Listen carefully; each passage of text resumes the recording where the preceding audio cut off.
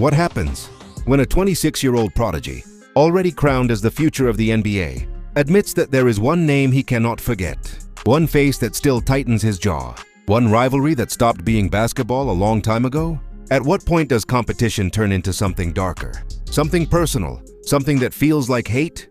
And why would Luka Dončić, the smiling assassin from Slovenia, carry that kind of fire so early in his career? By 26, Luka Dončić had already embarrassed veterans, shattered defensive schemes, and rewritten what a young star was supposed to look like. He played with joy, but beneath the flair lived something heavier. A memory, a voice, a rival who never let him feel comfortable, never let him feel superior. That rival was Devin Booker. He answered by dismantling defenses with timing and IQ, but Booker represented something different. Booker wasn't doubting him. Booker was daring him. And worse, Booker beat him when it mattered most. There were moments caught by microphones, moments the league tried to brush off, trash talk exchanged under breath. Luka smirking, Booker staring back. Luka later admitted in an interview that he remembers everything said on the court. Every word, every laugh. He said some things stay with you. He never named Booker directly, but the timing was never subtle. The tension became psychological warfare. Luka hunted Phoenix games. His pace slowed, his eyes narrowed. When he torched the Suns, he didn't celebrate loudly. He stared, he waited. He let the silence hurt more than any dunk.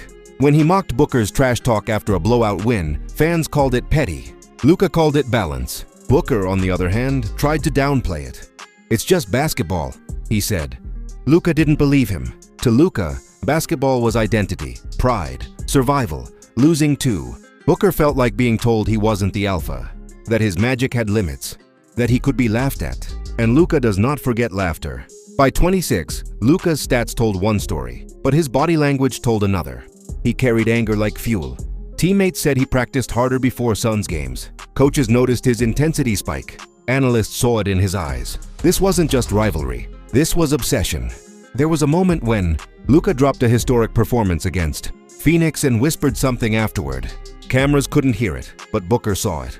The message wasn't about points. It was about memory, about debt. Luka once said that he needs enemies to be great. That comfort is dangerous. Booker became that enemy, not because he was the best, but because he struck Luka's ego at the wrong time. At the age when pride is fragile. At the age when legacy starts forming. Hatred for Luka wasn't loud. It was cold, calculated. He didn't throw punches. He carved defenses. He smiled while destroying. That smile wasn't joy. It was control.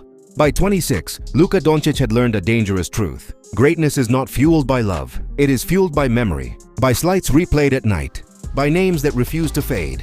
Booker became a symbol, not of fear, but of unfinished business. And in the end, the league learned something unsettling. Luka doesn't need motivation speeches. He doesn't need rivals hyping him up.